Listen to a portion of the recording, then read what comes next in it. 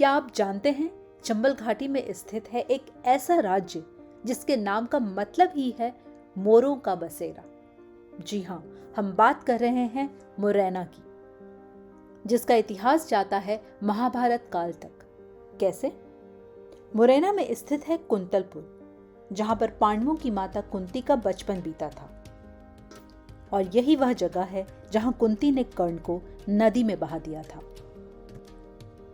लेकिन आज इसकी प्रसिद्धि ठीक वैसे ही धूमिल है जैसे यहाँ के अनेकों मंदिर और उनके अवशेष। यहाँ की खुदाई में निकली सभ्यताएं और उनमें रची कला किसी के भी मन को स्तंभित कर सकती है। आइए चलते हैं इस रहस्यपूर्ण राज्य की खोज में, जहाँ के एक गांव में मिले हैं 200 से भी अधिक मंदिर, जिनकी रखवाली का जिम्मा उठाया एक डकैत ने। जहाँ है एक ऐसा अनोखा मंदिर जिसे बाद में किले में परिवर्तित कर दिया गया, जहाँ विद्यमान है तंत्र का विश्वविद्यालय, और एक ऐसा अचंभित कर देने वाला मंदिर जिसे भूतों ने एक रात में बनवाया।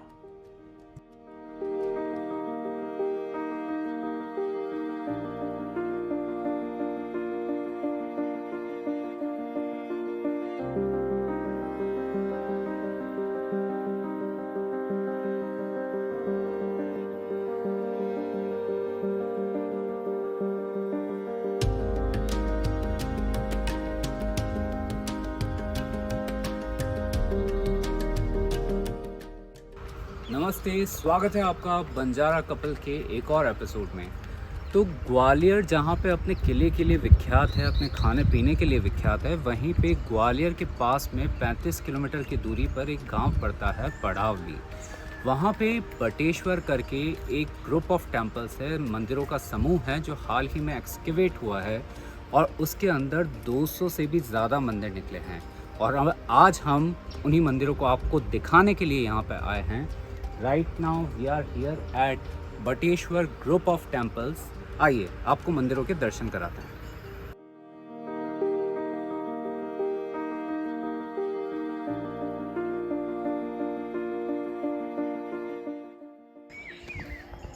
तो आपको मेरे पीछे बाटेश्वर ग्रुप ऑफ टेम्पल्स या बाटेश्वर मंदिर समूह दिखाई देगा। अगर आप मेरे एक तरफ देखेंगे तो आपको यहाँ पर मंदिर पूरी तरह से निर्मित नजर आएंगे, जिनके ऊपर आपको शिखर और अमलक भी दिखेगा। लेकिन वहीं अगर आप मेरे दूसरी तरफ देखेंगे तो वहाँ पर आपको अवशेष मिलेंगे उन्हीं मंदिरों के।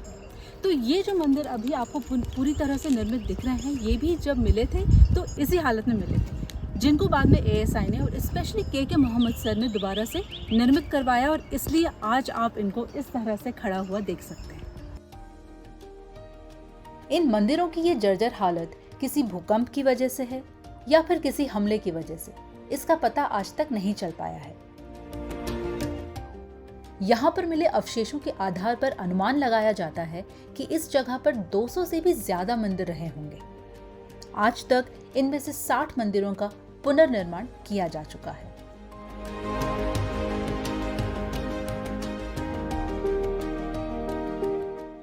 इन मंदिरों की काल गणना अलग अलग समय की है, जहाँ पर कुछ मंदिर 8वीं से 10वीं शताब्दी के बीच में हैं, वहीं कुछ मंदिर गुप्त काल तक जाते हैं।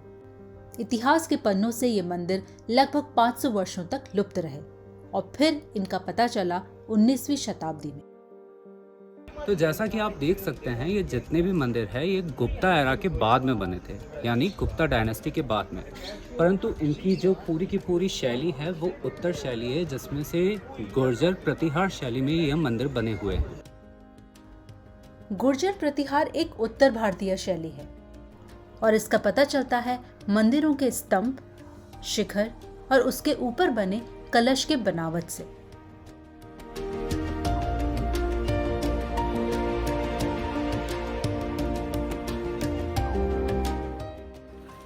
क्या आप शिखर के ऊपर 2 गोलाकार आकृति देख रहे हैं? ये दोनों आकृतियां अमलक कहलाती हैं। अमलक यानी कि आंवला। क्या आपको अमलक की बनावट शालिग्राम शिला से प्रेरित नहीं लगती?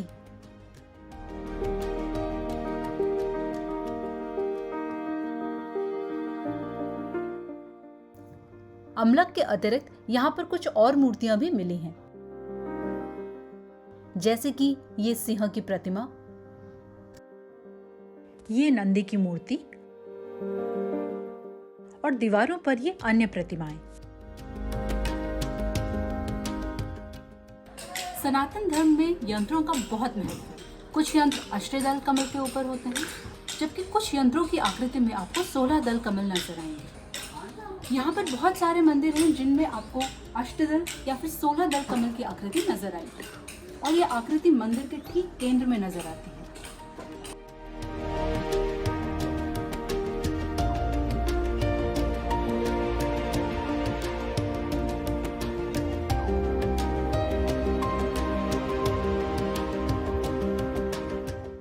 यहाँ पर जितने भी मंदिर मिले हैं जिनका निर्माण दोबारा से करवाया गया है, वो सारे ही मंदिर शिव, विष्णु और शक्ति को समर्पित हैं। इनके अंदर जितने भी शिवलिंग मिले हैं, उन शिवलिंगों को दोबारा स्थापित किया गया है। यहाँ पर अनेक प्रकार के शिवलिंग मिले हैं। आइए आपको बताते हैं उनमें से कुछ के बारे में। एक जो कि गोलाकार है और जिसकी योनि वर्गाकार है। वहीं दूसरा जो शिवलिंग है वो सिलिंड्रिकल शेप में है और इसकी योनि भी वर्गाकार है। और ये है संकेंद्रित वृत्ताकार शिवलिंग, यानी कि शिवलिंग इन कॉन्सेंट्रिक सर्कल्स। और ये है पंचभूतों को दर्शाता पंचपिंडी शिवलिंग, शिवलिंग डिपिक्टिंग 5 एलिमेंट्स ऑफ नेचर।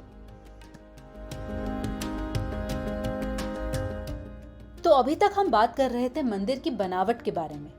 आइए अब बात करते हैं मंदिरों से जुड़े कुछ तथ्यों के बारे में। ये पूरा का पूरा जो इलाका है ये चंबल घाटी में आता है, और चंबल घाटी बहुत विख्यात थी अपने डकैतों के लिए। उन्हीं में से एक डकैत हुए थे निर्भय सिंह गुज्जर। क्या आप विश्वास करेंगे कि निर्भय सिंह गुज्जर ने वर्षों तक इस पूरी साइट पे जहाँ पे ये अवशेष मिले थे उसका प्रोटेक्शन किया था और इस मंदिर निर्माण में ASI का साथ दिया।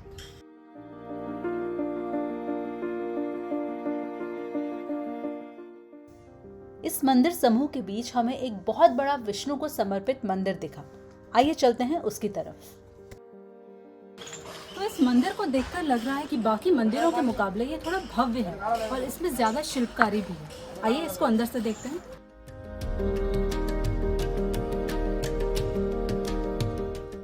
इस मंदिर के प्रवेश द्वार के तोरण पर आपको गरुड़ की प्रतिमा और शिखर पर वाराह की प्रतिमा दिखाई पड़ती है, जिससे पता चलता है कि ये भगवान विष्णु को समर्पित मंदिर है।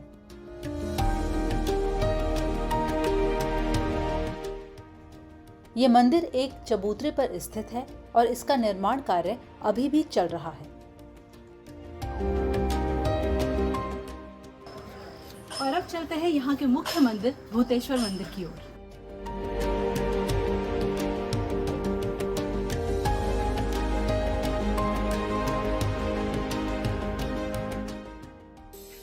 आपको मेरे पीछे एक कुंड दिखाई दे रहा होगा, और ठीक इसी कुंड के पास में है भूतेश्वर मंदिर जो कि शिव को समर्पित है।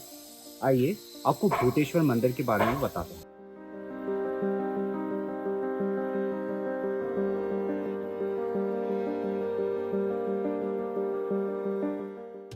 इस बड़े से मंदिर के हर कोने में आपको छोटे छोटे लघु मंदिर दिखाई देंगे। हर एक लघु मंदिर में एक शिवलिंग है और कुछ में इस तरह के दिव्य शिवलिंग है जिसके अंदर शिवलिंग एक न होकर के 5 से 6 टुकड़ों का बना हुआ है।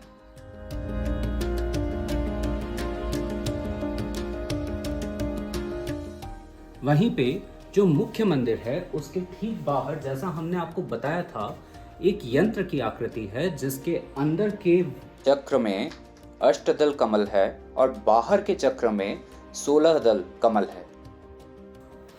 और ठीक इसी के सामने आता है मंदिर का मुख्य गर्भगृह, जिसके दोनों और देवियों की प्रतिमाएं हैं जो कि साक्षात गंगा और यमुना देवी हैं। और अंदर है साक्षात भूतेश्वर महादेव।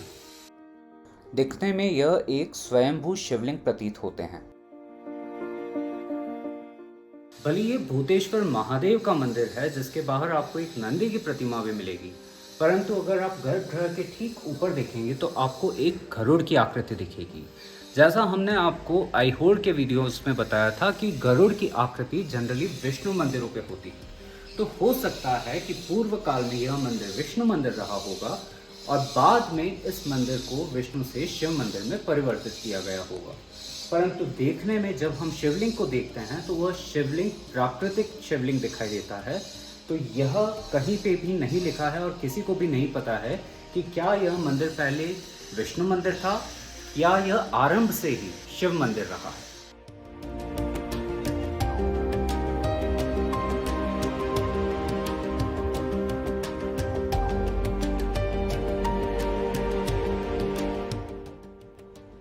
एएसआई ने इस जगह के संरक्षण के लिए बहुत ही सराहनीय काम किया है। बाटेश्वर मंदिर समूह के ठीक आगे जाकर एक और मंदिर आता है। यहाँ पे गर्मी बड़ी भयंकर है और अगस्त के महीने में जनरली बारिश होती है, पर बारिश नहीं होने के कारण बहुत उमस हो रही है। अच्छा, ये जो हम अभी बटेश्वर मंदिर जो है उसका जो मेन गेट बना रखा है, उसी के बाहर की तरफ एक बहुत ही बड़ा मंदिर है जो कि एक बड़े से प्लेटफॉर्म पे बना है, जिसके लिए आपको सीढ़ियों से चढ़ के जाना पड़ता है। तो इस मंदिर को जब हमने दूर से देखा तो इस मंदिर में हमको बहुत ही सुंदर स्तंभ नजर आए, तो हमने कहा चलो इसे भी एक्सप्लोर किया जाए।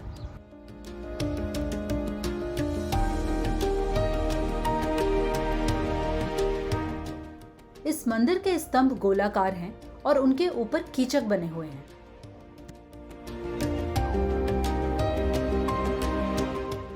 और इन्हीं स्तंभों के ऊपर श्रृंखलाएं और घंटियों की बनावट भी है।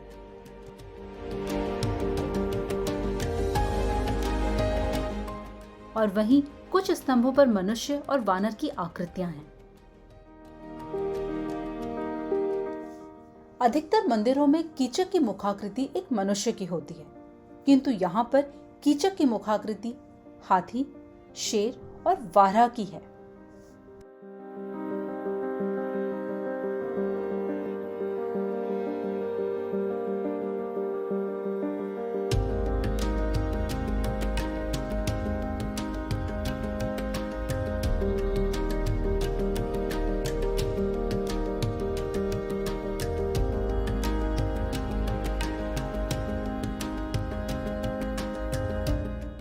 इस मंदिर के स्तंभों में हमें एक विशेषता नजर आई, जहां पर कलश की आकृति के बाहर लताओं की कलाकृति बनी हुई है। और ऐसी कलाकृति हमने अभी तक किसी और मंदिर में नहीं देखी है।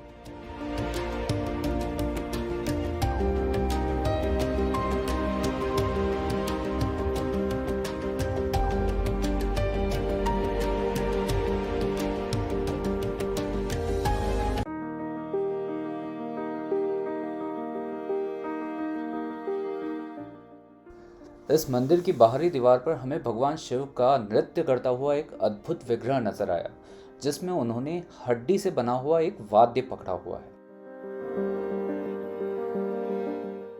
तो यह था बाटेश्वर के मंदिरों का विवरण। चलिए अब हम चलते हैं ऐसे मंदिर की ओर जिसको कालांतर में किले में परिवर्तित कर दिया गया। और बाटेश्वर के मंदिर समूह के बाद अब हम पहुंचे हैं गढ़ पड़ावली। गढ़ का मतलब होता है किला और पड़ावली है जगह का नाम, यानी पड़ावली का किला। आइए इस किले को अंदर से देखते हैं और इसके बारे में कुछ रोचक तथ्य जानने की कोशिश करते हैं। पहले यहाँ पर कोई भी किला नहीं था। माना जाता है कि 11वीं शताब्दी में कच्छप घाटों ने यहाँ पर एक शिव मंदिर का निर्माण करवाया था। लेकिन 19वीं शताब्दी में धौलपुर के जाटों द्वारा यहाँ पे मंदिर के बचे हुए अवशेषों से एक किले का निर्माण कराया गया। अगर आप इस किले के पत्थरों को देखेंगे, खास करके इसकी सीढ़ी और इसके दीवारों के पत्थरों को, तो आपको यहाँ पे कोई लिपि चिन्हित दिखेगी, अंकित दिखेगी, जिससे यह पता पड़ता है कि यह संपूर्ण किला मंदिर के अवशेषों से बना है। सीढ़ियों से ऊपर जाते ही हमें दिखाई देता है मंदिर का सुंदर सा मंडप। आश्चर्यचकित कर देने वाली बात यह है कि इस मंदिर का गर्भगृह नहीं है, पर इसकी दीवारों पर रची शिल्पकारी अद्भुत है। यहाँ के स्तंभों, छत और पैनल्स पर आपको अधिकाधिक नक्काशी देखने को मिलती है।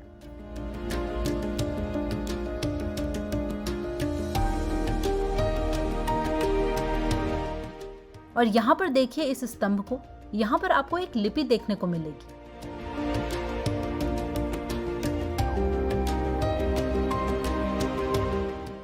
एक एक कोना कला से सराबोर है। हर एक दिशा के पैनल पर आपको भिन्न भिन्न देवी देवताओं की कलाकृतियां देखने को मिलेंगी, जैसे कि शिव शक्ति, ब्रह्मा, चामुंडा, विष्णु, सूर्य। लोकल्स के अनुसार इस मंदिर में भाई बहन को नहीं जाना चाहिए, वो इसलिए क्योंकि यहाँ पर कामसूत्र के बहुत से दृश्य अंकित हैं।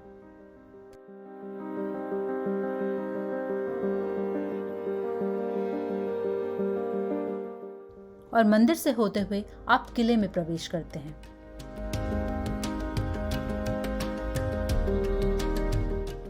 इस किले का पुनर्निर्माण भी 2005 में ASI द्वारा के मोहम्मद सर की निगरानी में हुआ है।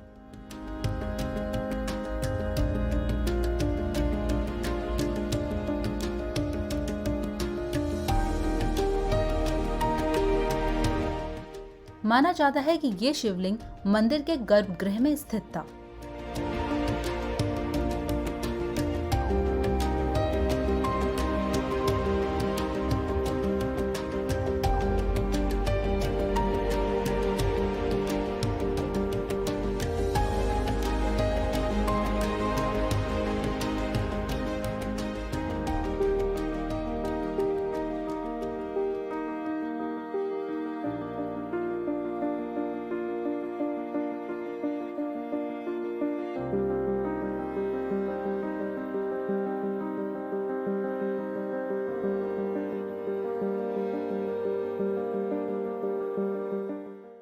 अब चलते हैं इस किले की बावड़ी की ओर, जो किसी समय में यहाँ का तहखाना हुआ करता था, जहाँ पर राजाओं को बंदी बनाकर रखा जाता था।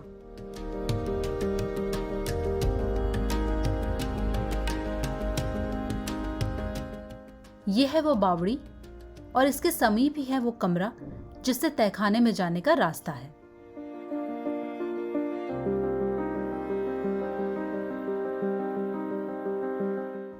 और यही है किले से बाहर जाने का रास्ता, जहां से नीचे उतरकर आप किले के पीछे आ जाते हैं।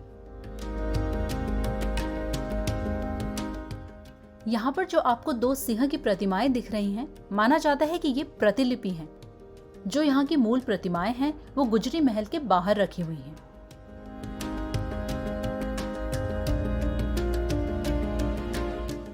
ये किला भारत के उन अज्ञात रत्नों में से है जिसे कालांतर में भुला दिया गया है।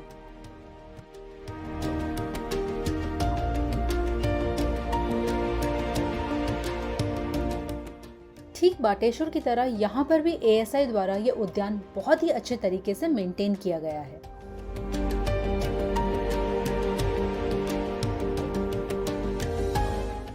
पड़ावली गढ़ी से अब हम निकले हैं एक बहुत ही रहस्यमयी मंदिर की ओर, 64 योगिनी मंदिर।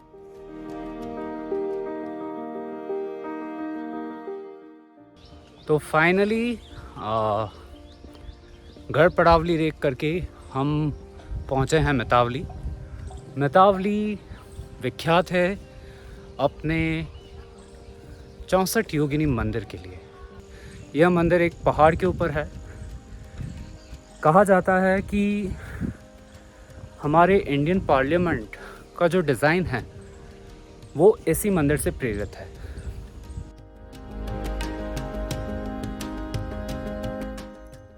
आपको मंदिर तक पहुंचने के लिए पहाड़ से कटी हुई इन सीढ़ियों को चढ़ना पड़ता है। यहाँ पे लगभग 100 से 150 सीढ़ियाँ हैं जिनको चढ़ के आप ऊपर मंदिर तक पहुँचते हैं।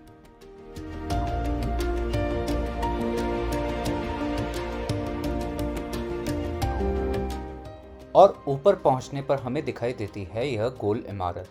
दिखने में यह किसी भी प्रकार से मंदिर नहीं लगती है, अपितु ऐसा लगता है जैसे कि आप किसी ग्रीक एरिना को देख रहे हैं।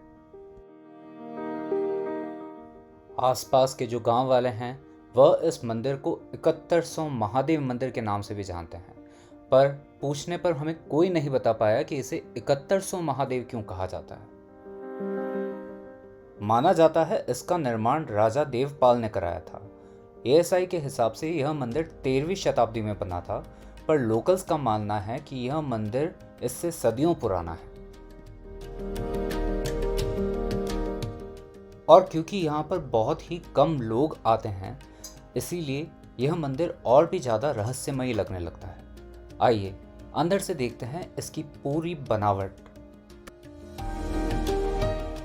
अंदर आने पर हमें बीचों बीच एक गोल चबूतरे के ऊपर मुख्य मंदिर दिखाई देता है और यह मंदिर बहुत सारे छोटे छोटे मंदिरों से चारों तरफ से घिरा हुआ है। माना जाता है कि यह सारे छोटे मंदिर योगिनियों के मंदिर हैं और बीच का जो मंदिर है वह साक्षात शिव और शक्ति को समर्पित है। माना जाता है नालंदा विश्वविद्यालय की तरह ही यह भी एक बहुत बड़ा विद्यालय हुआ करता था, जहाँ पे विभिन्न विभिन्न विद्याओं का ज्ञान दिया जाता था, जैसे कि गणित शास्त्र, ज्योतिष शास्त्र, तंत्र विद्या और योग शास्त्र। जिस प्रकार धूप घड़ी के द्वारा सूर्यमंडल की गति का अनुमान लगाया जाता है, ठीक उसी प्रकार इस मंदिर की संरचना के द्वारा ज्योतिष की अनेकों गणनाएं की जा सकती है। लेकिन आज इस विद्या का ज्ञान बहुत ही कम लोगों को है।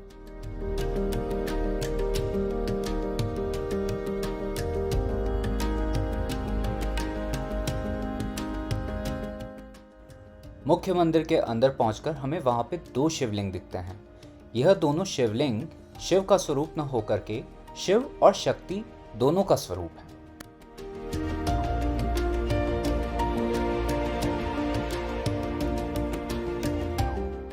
यहाँ पर बहुत से साधक तंत्र विद्या के लिए आया करते थे और माना जाता है कि योगिनियाँ अपना साक्षात्कार उन्हें दिया करती थी और यही कारण है कि यहाँ पर रात में रुकना मना है।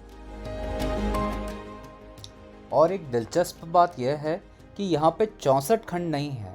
64 योगिनी मंदिर होते हुए भी यहाँ पे 65 खंड है।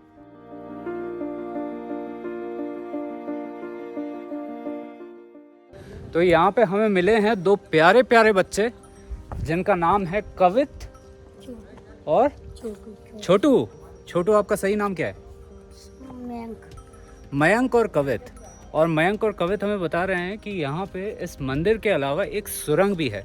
तो छोटू हमें दिखाने ले जा रहा है। चलो छोटू।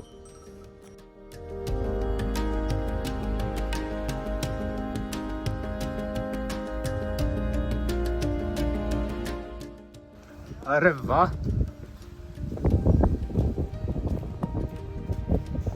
अच्छा इसके अंदर है। तो ये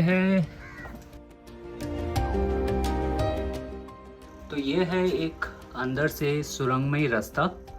ये कहाँ निकलता है? पैक। अच्छा, पैक है पूरा का पूरा। वो कहा जाता है लोकल कथाओं के हिसाब से यहाँ से एक बारात गई थी, अभी तक लौट के नहीं आई और कभी लौट के नहीं आई है। पर अगर ये सुरंग थी किसी समय में तो इसको आज की तारीख में बंद कर दिया गया है। और बेटा, ये मंदिर किसका है? रौना देवी है। कौन सी देवी? रौना। रौना देवी। इसमें सोने की मूर्ति रखी थी, चोर ले गए।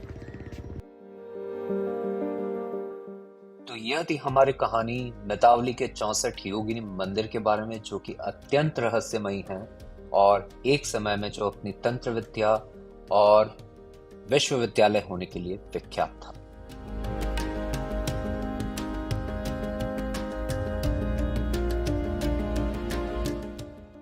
और 64 योगिनी मंदिर से आइए अब चलते हैं एक ऐसे रहस्यमय मंदिर की ओर जिसकी एक अपनी ही विचित्र कहानी है।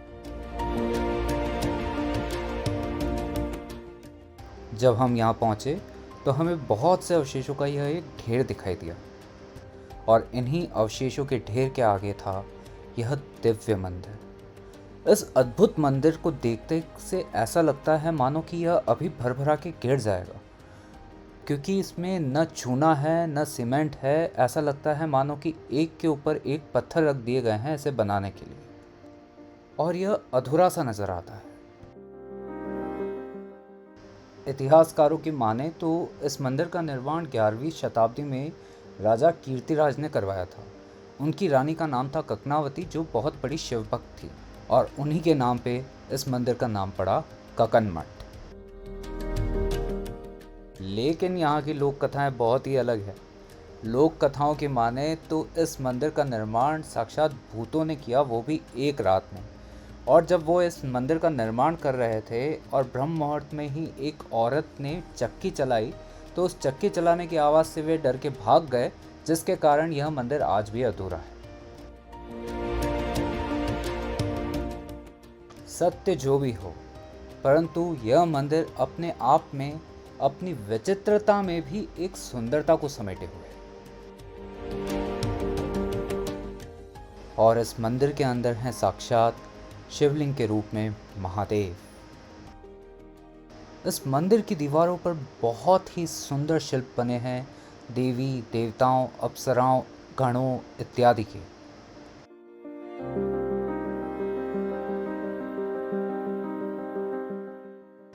इस मूर्ति को ध्यान से देखिए। भले ही इसका चेहरा खंडित है, परंतु उसके नाभि क्षेत्र को देखिए। नाभि क्षेत्र के अंदर की मांसपेशियां जब इतने सुंदर से शिल्पित की गई हैं, तो सोचिए यह मूर्ति अपने आप में कितनी दिव्य रही होगी। और ऐसी ही अनेकों कई मूर्तियां हैं जो कि इंद्र, महेश्वर, ब्रह्मा, कार्तिकेय, विष्णु तथा देवियों के अनेक स्वरूपों के विग्रह को दर्शाती है।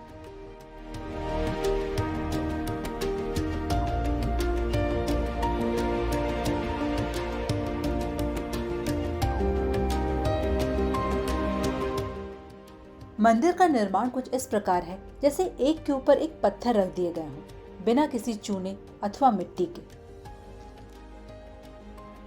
न जाने कितने भूकंप और आंधियों को झेलने के बाद भी ये हजारों वर्ष पुराना मंदिर आज भी तटस्थ खड़ा है।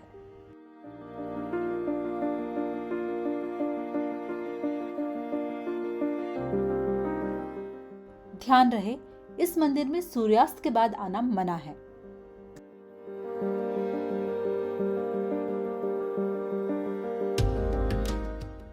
इस मंदिर को देखने के बाद मन में मात्र 3 शब्द आते हैं: अद्भुत, अविश्वसनीय, अकल्पनीय।